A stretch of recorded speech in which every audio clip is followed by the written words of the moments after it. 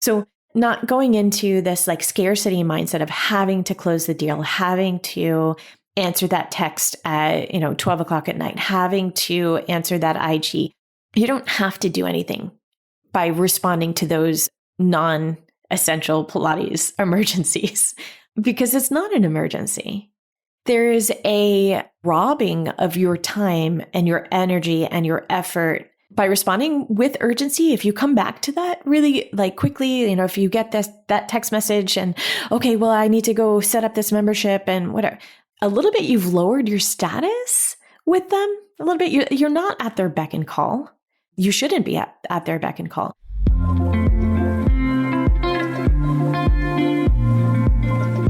Welcome.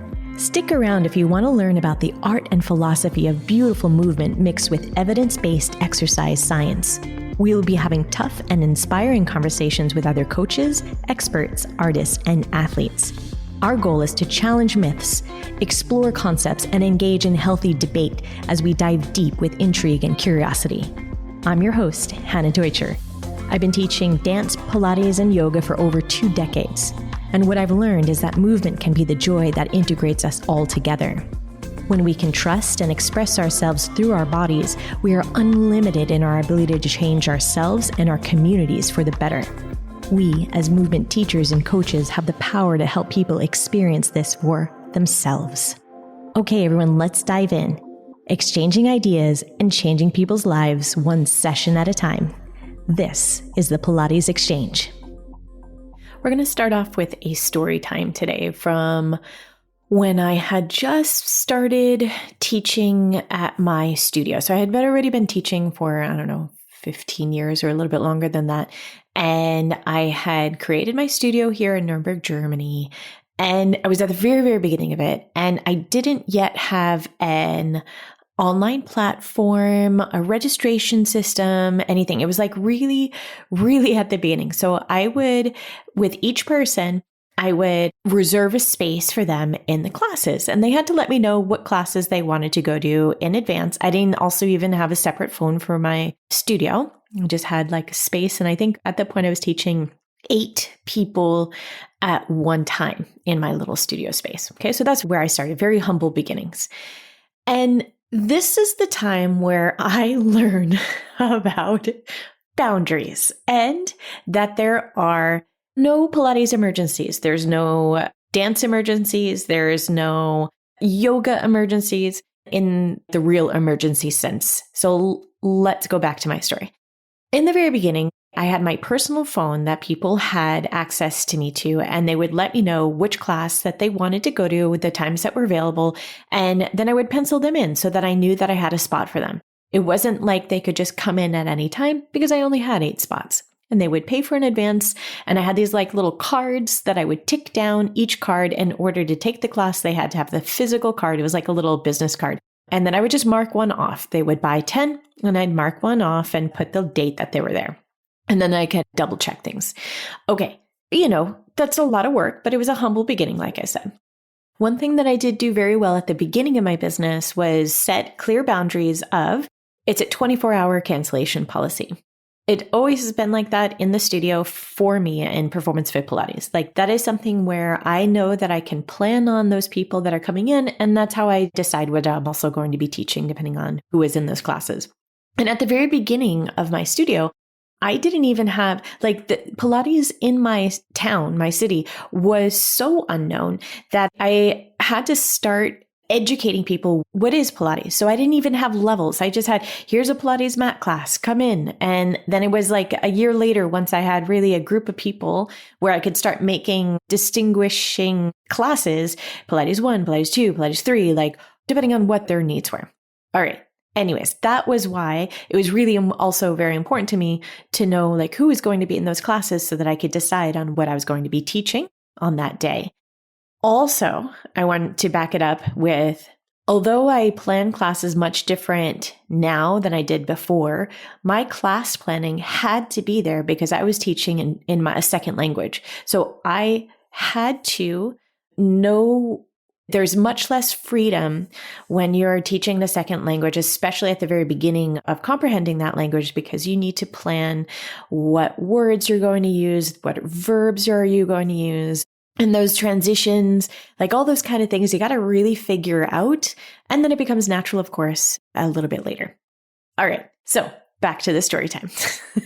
So 24-hour cancellation policy.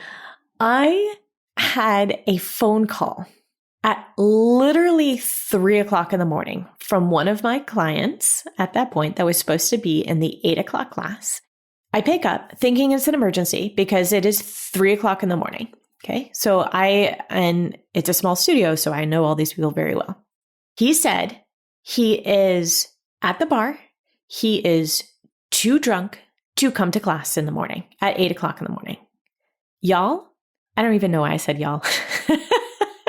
But I'm reliving this moment as I'm explaining to you of what was that person thinking. I don't even know what that person was thinking. Okay, so there's that part of it. Oh, and he wanted me to move the class to a different day. Like, so it was in this, like, I'm like half sleeping and answering this call, thinking that something terrible has happened. And it's just, he didn't want me to charge him for the class that he was inevitably going to miss because he was either going to be hungover or too drunk to come. And then he was telling me that I should move the class, his reservation to a certain next day because he really needed it for his whatever. All right. So there's a lot of lessons that I learned since this point. Number one, I needed a better way of communicating with our clients. Well, yeah, that and an online registration system really helped me set some boundaries there. But the point is that at the beginning, I didn't have good boundaries. Number one, like he felt close enough to me to be able to call me in the middle of the night. This isn't a person that I knew, extremely well. I knew him from my studio, but that he would be able to make a phone call like that and think it was okay and think that I was going to be understanding of this whole situation is crazy to me. And I think it really lies on the way that I wasn't able to put boundaries in at the very beginning, which I did learn, and I'm very good at my boundaries right now, I would think. But I have stories that are coming up that let me say that this is a thing that it's an ongoing thing for me.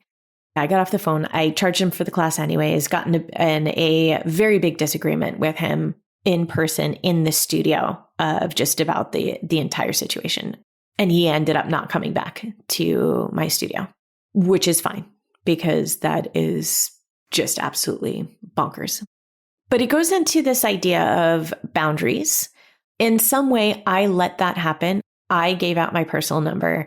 I somehow let it be, I don't know. He felt I was open enough to be able to have this conversation with him that I would be like, oh yeah, of course, like go have some fun. It was after a performance. And so he was out, I should understand that because I'm also, in the theater world that somehow that would be acceptable. But mind you that this wasn't the first time that particular person, but it goes into a model, like a sort of a stereotype of people that you see in studios.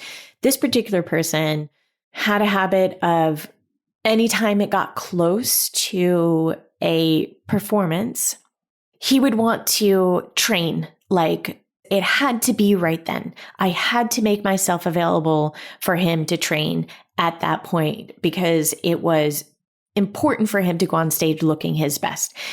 And so he created a sort of an urgency that was there, that wasn't there because he could be training the whole time. And so I would feed into this because I don't know, because of scarcity problems in myself. I don't know what that was, but 9 times out of 10, I don't know if that's the right ratio, but he would then cancel again. So I would go out of my way to make something happen for this person.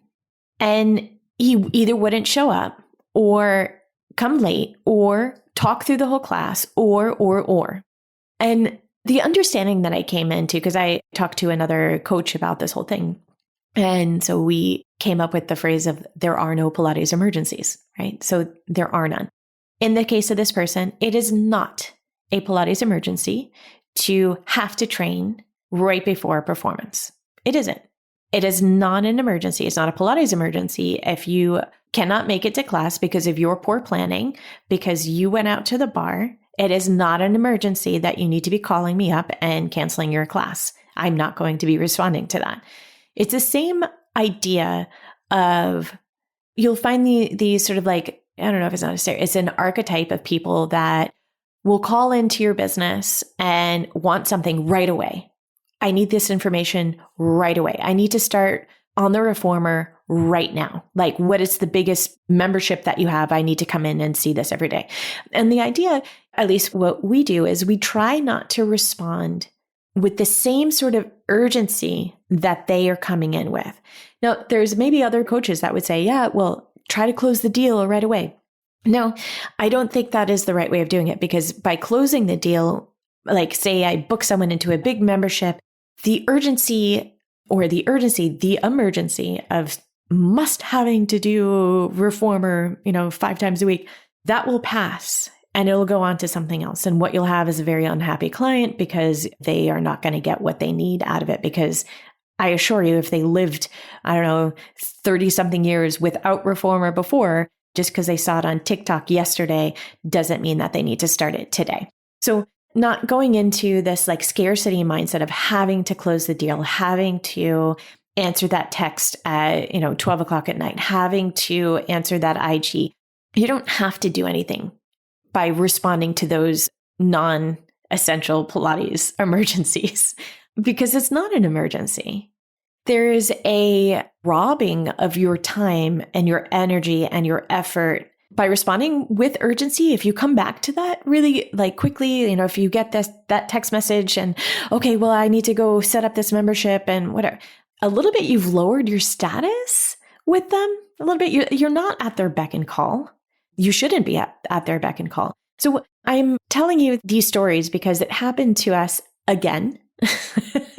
Because it's an ongoing thing that we always have to be mindful of. And talking about it with Chris, I'm sure that there's others of you guys out there that go through the same thing. Recently, we had a younger person who they claim their job as an influencer, and they came in and they wanted to start right away with our studio. And like in the first phone call, it was, okay, well, when can I sign up for a membership? And I told them, I said, look, we don't put people in memberships just from the very beginning. We want you to come in and try out our studio and make sure that it's a good fit for you and for us. So they came in, they did one class, and then I was getting on my business phone, I was getting text messages later that night. Okay, I want to sign up right away. And I said, no, I'd like you to take a couple more classes and I'll set aside an appointment at this time. Does that time work for you? And then we can meet and we could talk about all of the options, because we have a lot of different membership options. And I really need to make sure that this is a great fit for you, because I need to make sure that I can answer those goals that you have. All right. So this person says, okay, yeah. Okay, I'll make sure that I'm there at that time at that place. Okay, great. People, what happened? The time and the place at the studio at a certain time and a certain day came and went. Person did not show up, did not call. Excuse me? Person didn't come, didn't call. I left a voicemail and said, hey, look, I'm here. Maybe there was some sort of miscommunication, but you said you were going to be here right now. I'm going to go on.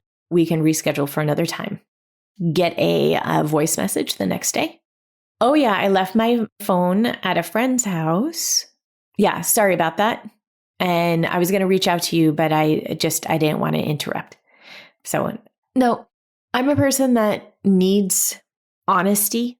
Like if it's just, oh, I'm having second thoughts, like whatever, like I could deal with that. Like I have tactics that I could use with, but this person then says, okay, well, I really need to sign up for a membership because I need to do X and Y and Z before my next vacation, my bikini vacation, which is something we don't respond to anyways. Like our studio is not in the business of doing quick fixes, bikini body, all that. That's not our marketing. That's not in our mission statement. That's not any sort of our values. So already there's a disconnect there.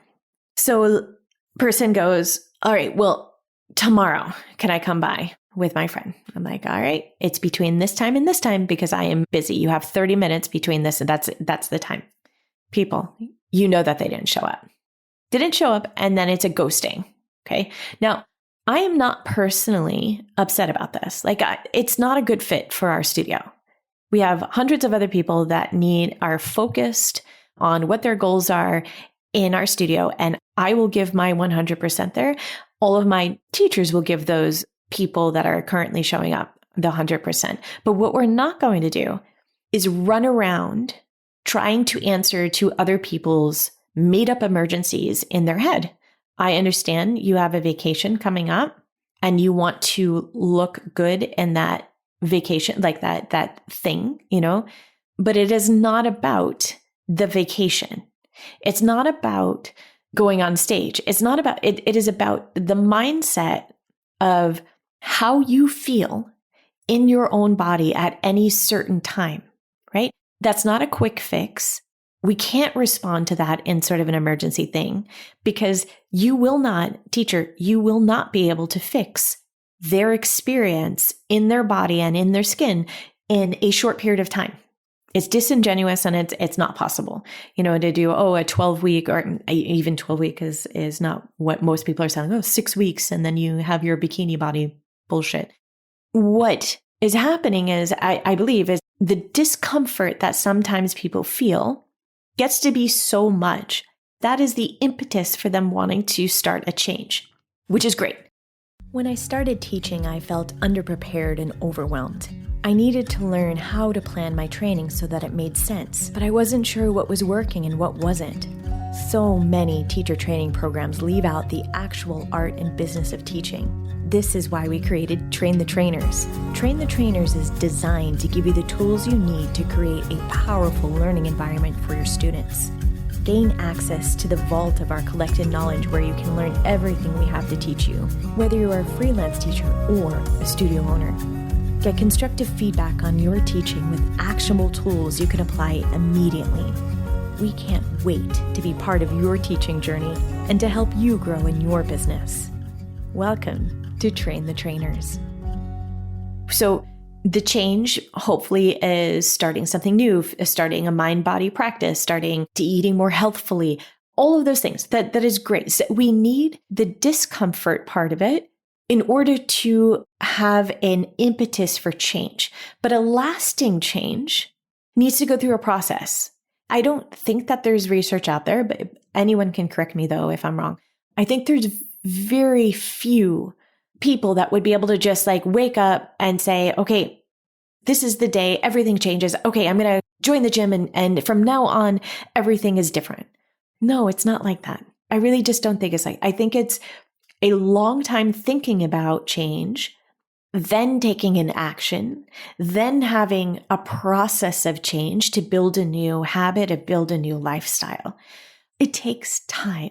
It's not an emergency.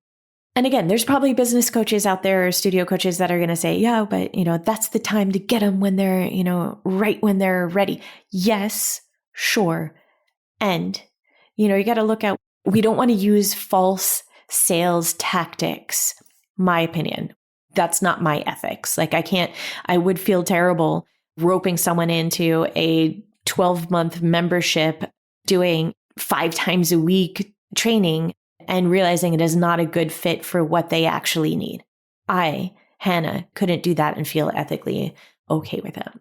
But this whole responding to urgency and emergency, it looks also different for us.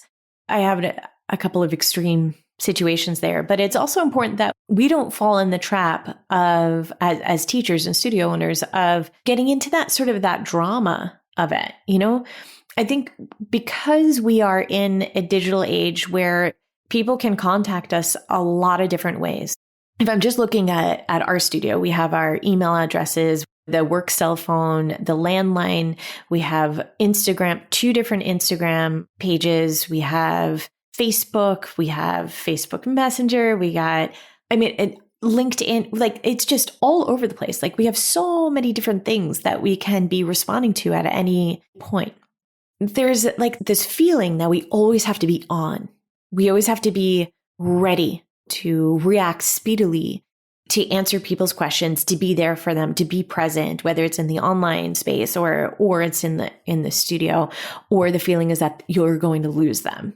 With all these different communication technologies, email, like all of these different messaging tools, with all that increased connectivity, I think that we need to pull back our own ways of not our own ways of communicating, but the time that we spend. I think that we should, if there was one tool that I could give for you guys, would be set a time during the day where you respond to people, whether it's like all the communication channels you have, or in the morning it's emails, and then or every second day, whatever boundaries that you need to surround your space, your teaching business.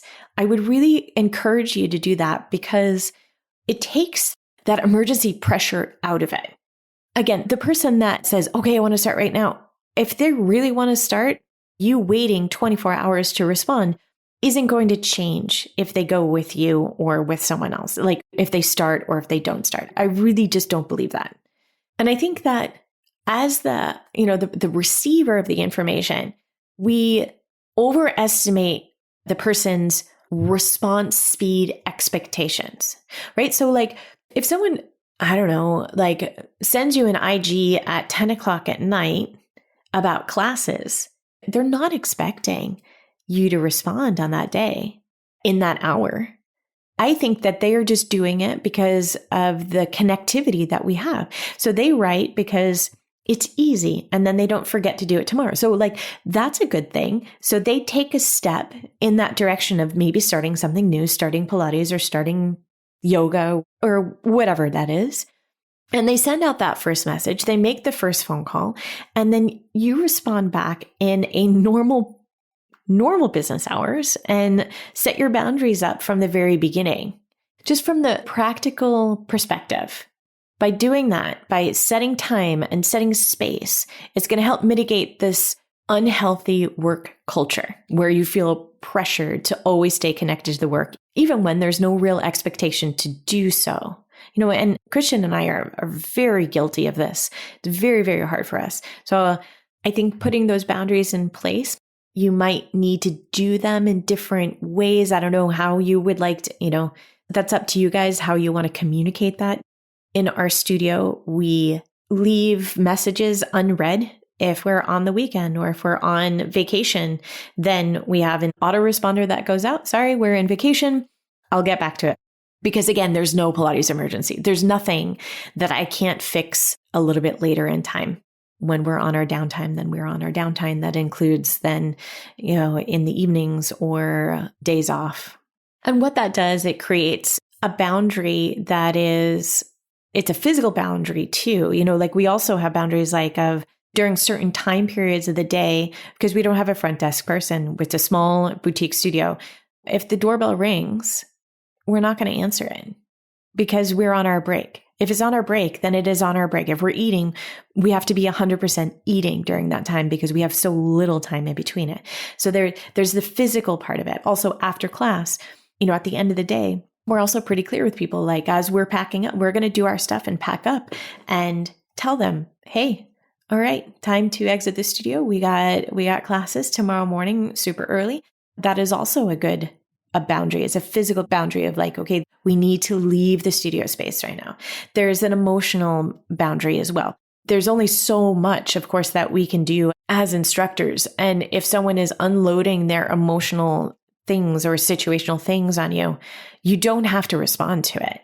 You could not offer help because that's maybe not what they're asking, and either give them a different resource or say something, like, hey, that sounds really intense for you right now. And I know it sounds really callous, but if you have hundreds of people during the week, it's a lot.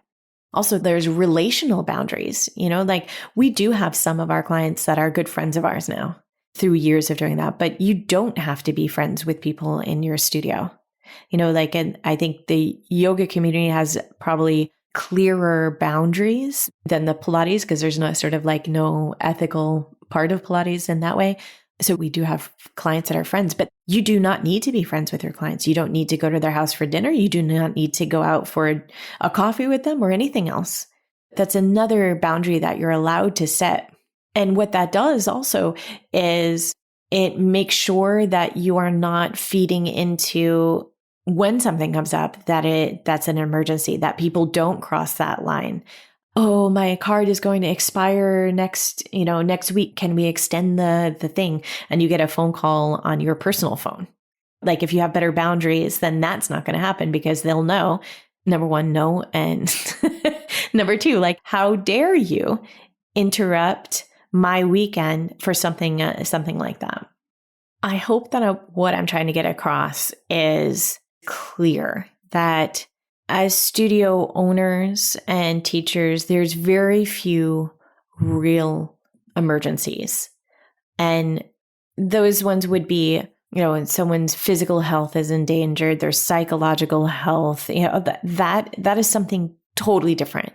That is then, something to be replied to with urgency. But 99.9999% of the time, the emergency that people are trying to get you, the drama that they're trying to get you involved in, is not a real emergency. So my hope for you is that you will start to think about how, if you've related to this at all, where do you need to set in your boundaries? Maybe you're great at boundaries. I know that it's just been a struggle of mine, It's definitely been a struggle of Christians as well. Where do you need to set in your own boundaries? What do they look like? And I think by doing that, you increase the contentment or the happiness within your business and your teaching business, because it's less stress. It's less stress to be able to have that space, right? Have that space before you respond to other people. And I think that's the good spot where we really do good work, like we really either craft a responsible email going back or a thoughtful response, or we're able to coach the person into a better lifestyle choice or make a better sale that is more reflective of what that person needs. And the only way we do that is with a little bit of space and time in between that. So I hope that is at all helpful. I'm going to link to, even though I haven't listened to it yet, but I thought it was really funny that they have a very similar title to their podcast. There's no such thing as a Pilates Emergency. So I'm going to link into that with my good friend, Natalie Wilson. Have a wonderful rest of your day. Happy teaching, everyone. Thank you so much for joining us today. I hope you enjoyed the conversation. A great cost-free way of supporting us and the podcast would be to give us a 5-star rating. You could also look down into the show notes and grab any one of the free resources for teachers. I hope to see you next week on the Pilates Exchange. Happy teaching, everyone.